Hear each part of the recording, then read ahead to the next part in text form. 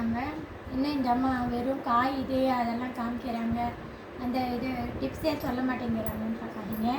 இப்போ பழத்தை பற்றிய டிப்ஸ் சொல்கிறேன். என்னென்ன பழம்லாம் பாருங்கள்.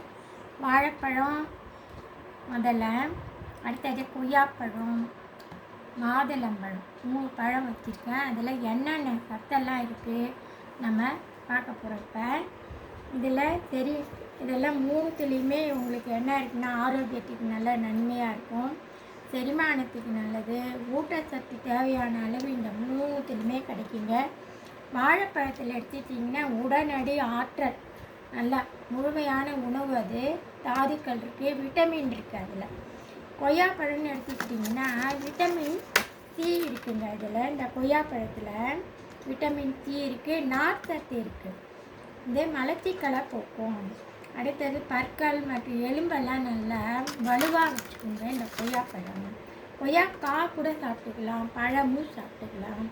அதே மாதிரி அடுத்தது இதில் வைட்டமின் சி, நார்ச்சத்து 2மே இருக்குது, மலச்சிக்கலை போக்கும் இது மெயினாக.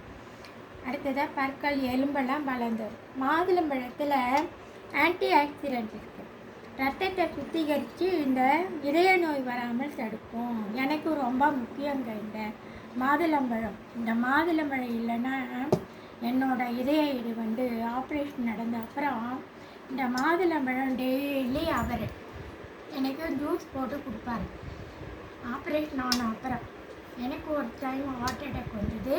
அதனால் நான் இந்த இடத்துல நான் உங்களுக்கு சொல்கிறேன், கண்டிப்பாக எல்லோரும் மாதுளம்பழம் சேர்த்துக்கோங்க. டெய்லி மாதுளம்பழம் ஜூஸ் சாப்பிடுங்க தவறாமல், இதய நோயிலேருந்து நீங்கள் தப்பிக்கலாம்.